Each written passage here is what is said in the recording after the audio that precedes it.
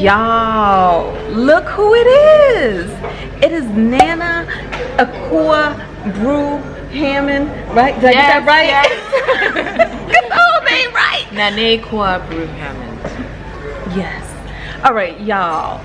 About 9 years ago, 10 years ago. Yeah. 8.5 years ago. 8.5 years ago, I met her in Norfolk, Virginia at a book festival. Her book, Powdered Necklace, which is super awesome, was out. I was doing Holler at the Moon, and this festival was just like a little, you had to make the best of it. And this was the best that came out of it. Yes. And so I've met her there, and we just kind of exchanged information and would talk, and we became friends. Okay, hold up. We didn't just exchange information. Tinesha schooled me on what I needed to know as an author, and I'm profoundly grateful to you because you woke me up to the business piece of it and changed my... No, I did not know a thing. And you completely changed the way I looked at what I was doing as a writer. She completely changed the way the whole she thing. looked It all at the changed. way she was Everything doing was it. different. What's Over up? and over. Over and It was over. all different. All Oh my different. gosh, We have they no kept idea. changing the whole situation. We love Nana and Tanisha. They're great. They're awesome. Yes, all right, bye. Okay, bye. All right, so before we were interrupted, but I just want to say that, y'all, I am in Ghana right now, and this is her country, her home, and I did not even know she was here. I know, I didn't know you were gonna come, and Randy told me you guys were coming, but not you. He was just like, yeah, Kwame and some other people are coming, and to see you here today, I was just like, ah! Yeah, because she is normally in New York. Yeah, so this is just amazing, and I just love this possibility of life and the fact that you can have friends in me all around the world. Girl, we are blessed. That's really what it is. That we are so fly like that we just bump into each other in Accra. Exactly. I mean, that is a blessing. I acknowledge that. I know the lives we lead. So surreal. So surreal, on a whole nother continent, and didn't even plan it. I know. Aww. It's so, I know. Who would have known back then in that tent, in the literary tent at Accra Festival, that 10 plus years later we would be sitting in, you know, in the Movenpick lobby. Movenpick didn't even exist then in Accra. And I was gonna say, in the scene of your book, because Powdered Necklace was all about your experience coming back home to do high school, right? Now, because you did school, like primary school and everything, all in... Just high school. I did primary school in the States. Elementary school in the States, and then I came here for high school. So it was about her cultural experience and the differences and all of it, and coming of age, a true coming of age story. And it is an awesome read. So look that up, y'all. And I hope you've read Holler at the Moon, because ditto. But awesome read as well. Awesome. That's why I'm talking to her about her next book. When is her next book coming out? Everybody's been doing it. All right, Miss Tourism Ghana. Explain that a little bit. Okay, so my mom has a pageant that she runs called Miss Tourism Ghana, and how it came about is in 2009 the United Nations declared World Tourism Day, and they launched it in Accra. So my grandmother has an advertising agency, and basically they pitched it to do a pageant, one because Ghanaians love pageants, and two because they thought it would be a really awesome way to empower young women, but kind of do a twist on the pageant, so it's not just about like what you look like, but it's about kind of training them to be ambassadors for the nation. So empowering them with knowledge about the culture, knowledge about the country, and then empowering them to go out there and be ambassadors for the nation. So they're actually trained by ambassadors. They were trained by the Dean of the Diplomatic Corps each year.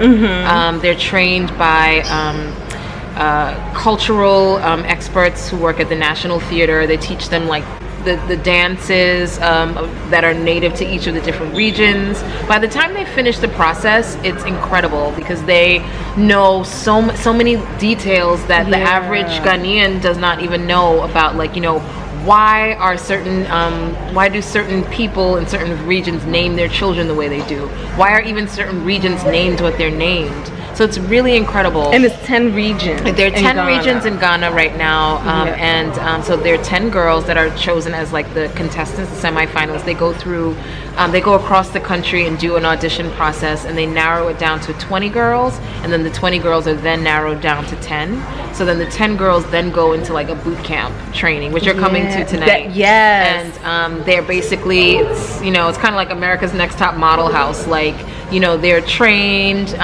It's like round the clock, whether it's like dance class, it's, they're preparing their regional presentations, and then they do a specific type of tourism. So there'll be like architectural tourism. So they have to like study the different types of architecture around Ghana and explain like why you should come to Ghana based on like our architecture, for example.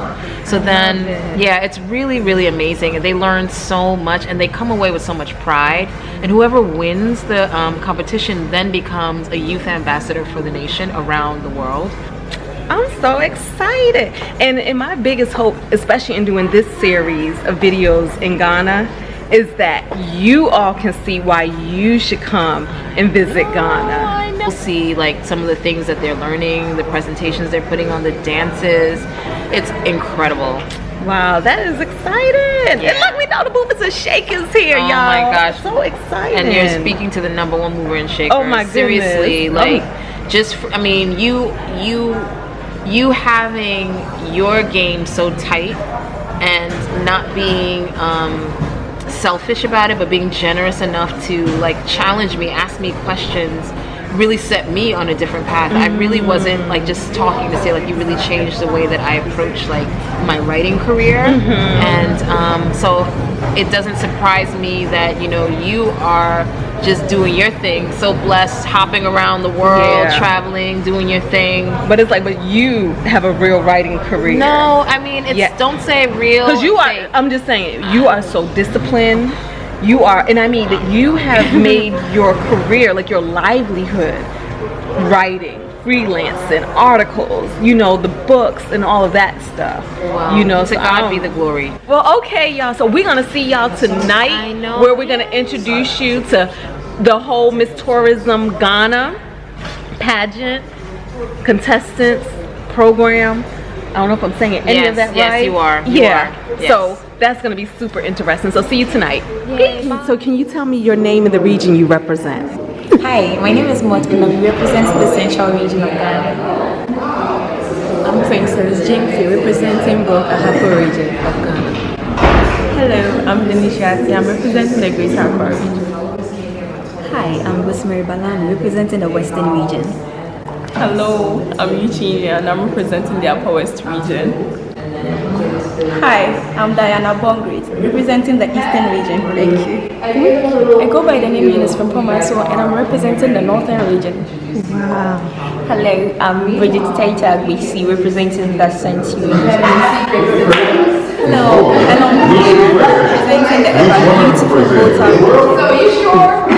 Hi, I'm Lily Dzamesi, representing the Upper region. This year, the campaign for the Miss Tourism Ghana is See Ghana, Eat Ghana, Wear Ghana, Read Ghana is one of them.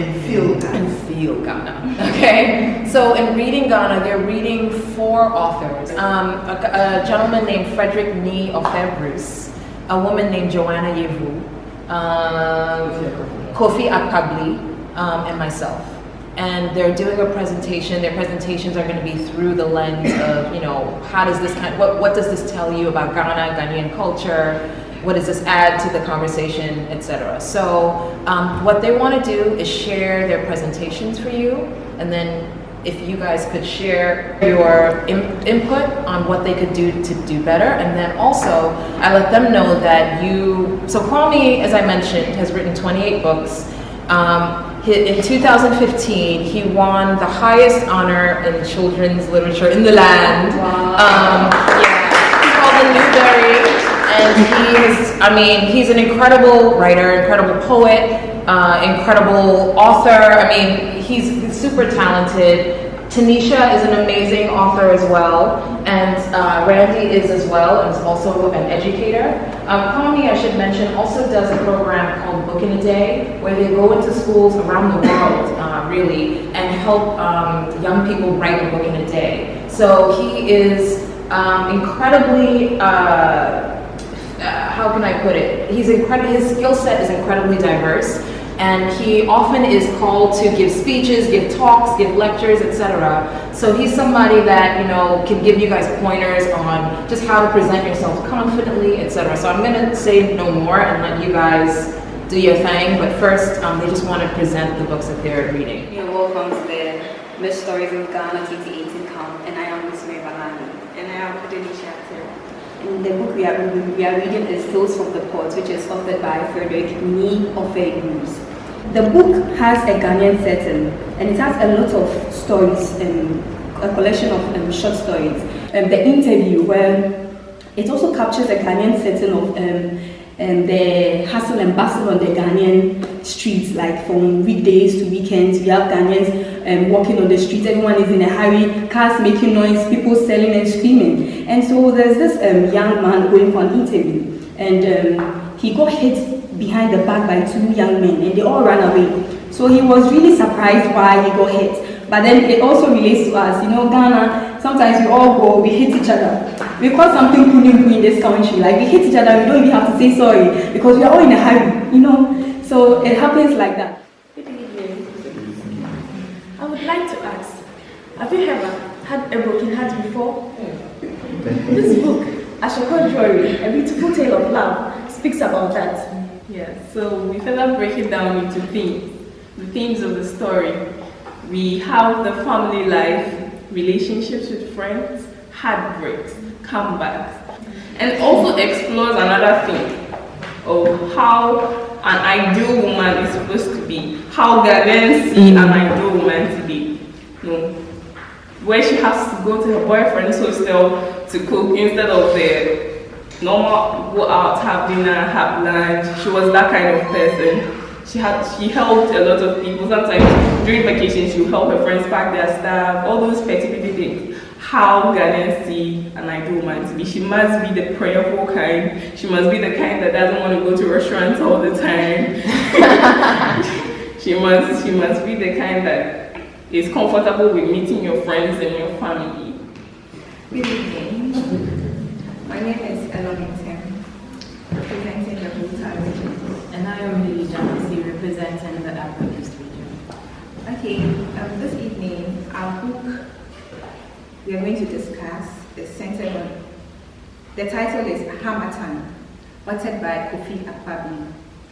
This book encompasses the love affairs the author had with the three northern regions in Ghana, which is the Upper East, the Upper West, and the Northern region itself. I believe he chose the title Hamatan because of their weather condition. They have a very dry weather condition because they are closer to the Sahara Desert. And these three regions have this one trait, they have the same culture. So I'm going to take the lifestyle. The lifestyle includes the food they eat, what they wear, what they do, and so on and so forth. So with the food, he spoke about their soups, how they use the green leafy vegetables. So we have the ayoyo, we have the bitter leaf green soup. And you know these green leafy soups contain vitamins and they are very nutritious and good for our health. But they don't just take the soup alone, but they supplement it with some proteins, like the powdered fish, the grilled guinea fowl, and sometimes they add granite. So at the end of the day, they don't just take in food, but something which gives them a healthy body. In addition to that, the Hamatan as well is given a detailed profile about the northern region, as to the fact that they have rich culture and unadulterated tradition, because everything they offer is so pure. So the writer went on to appreciate the Volta Lake. The Volta Lake is one of Ghana's landmarks and it's dominated a lot in the northern sector. So during the agriculture seasons, they use it in watering their crops, and they also use it for their domestic life and a lot of stuff. So I actually bear with the writer to say that this Volta Lake has really brought about civilization and has really beautified our nation. So talking about the Volta Lake, we have the red Volta, we have the black Volta, and the white Volta. And this is one of the lakes that is mostly named throughout the Francophones to here, and is being compared to the likes of the Mississippis and the River Niles, and it has a long history of being of service to humanity. And again, the writer talks about the baobab plant. So it says that the baobab plant, the knowledge of the baobab plant is one that cannot be encircled with a hand. That shows how mysterious this baobab plant is. It's actually fire resistant, so no matter how hard or how the bush burns, it's never going to hurt it. And you only see it when you are approaching a village. So it's mostly amongst people, and it's of great source. And that the baobab plant is also nutritious in the way that they get food from it, shelter, and a whole lot that you could talk about. So this is one way the writer appreciates the northern region, to show how much rich resources that we have there. If we should really embrace it, it is going to bring revenue to our nation. Good evening. I'm Northwood, representing the Central region. Hi, I'm Princess, representing the Wrong Ahafu region. Representing on the book Tickling the Ghanaian, Encounters with Contemporary Culture. One may wonder, what takes the Ghanaian? Is it our language like the Chi and the Ebe? Is it our food like fufu and bambu? Or our clothes? In Ghana, when someone dies, there are two types of results: the autopsy results and the real results. The real result is the African electronics. That's the simply sugar-coated witchcraft in Ghana. Fela. You like a person. I know you always like that. I just said Fela. You're coming to me and you're telling me I like a person. Okay, you tell me. I'm telling you. I have some news. This news is very sad. Tell me. Mr. Mensah is dead. Would you be?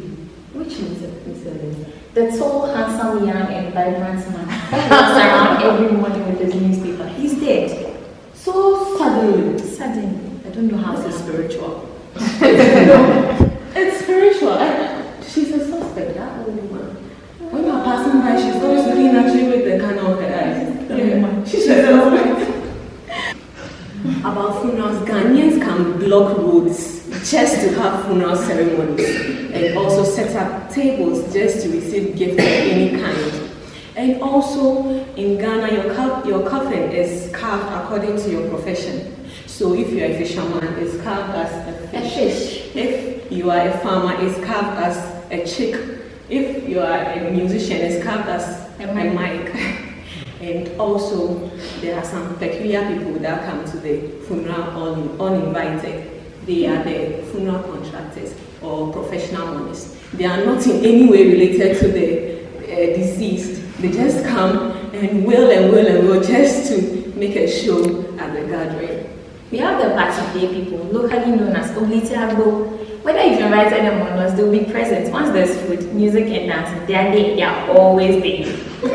This is how we say goodbye. Say goodbye, say goodbye. This is how we say goodbye every time we are mourning. Enough is representing the Ashanti region. And we are presenting on a novel entitled The Powder Necklace, written by Ekua, Brew-Hammond. The title of the book, being The Powder Necklace, actually came out with the incident that Ghanaians didn't have water, specifically where she was residing. And so if you didn't have water, it meant you were poor, because if you had water, you would have paid. So after the ladies take their bath, they actually put powder around their neck and show off that, hey, I've taken my bath, so that makes you rich.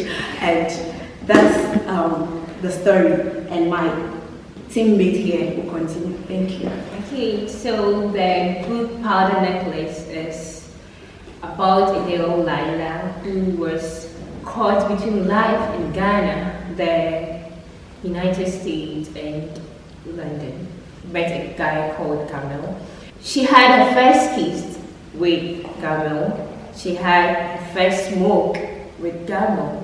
And at the age of 14, she had her first sex with Gabo. So this got me thinking, coming back to the Ghanaian society, at the age 14, you don't have the freedom to even go out from your mother's house to even going to work, and having the freedom to even smoke, kiss, and have sex at the age of 14 is so not allowed in Ghana. So this is how you can compare the life in Ghana and abroad. So comparing it, to me, I'm a Ghanaian, so it's never good. So coming to the Ghanaian society, there's no way a lady, a young lady, 14 years, you wear something short in Ghana, they'll look at you, hey, Ashao! When you wear something short, it's perceived that you are a sports person, and Ashao, someone who sleeps with men around. So this all comes back to tell you about life at abroad in Ghana. So how rich the Ghanaian culture are, how Ghanaians tame their children, because in Ghana there's no way you can get to work at 14 and have the freedom to do whatever you want. But at the outside world you have everything you can mess up. Alright, so looking at the book, it has got a lot to teach us. We haven't been to the States before, but from the book we have had experiences. So we know that if you get to the States, you have to be this high classy, do everything we want. But this gets back to how you cherish your morals, how you cherish what your mama taught you. So never forget what your mama taught you in Ghana. Thank you. So last time, let's get loud. Here we go. Be a star. Be a star. In your mind. In your mind. Day and night. Day and night. Let it shine. Let it shine. Be a star. Be a star. In your mind. In your mind. Day and night. Day and night. Let it shine. When I say Randy, you say rocks. Randy. Rocks. Randy. Rocks. When I say Kwame, you say yeah. Kwame. Yeah. Kwame. Yeah. When I say powder, you say necklace. Powder. Necklace. Powder. Necklace. When I say Mr. you say Ghana. Mr. Ghana. Mr. Ghana. All right, y'all take care. We love you.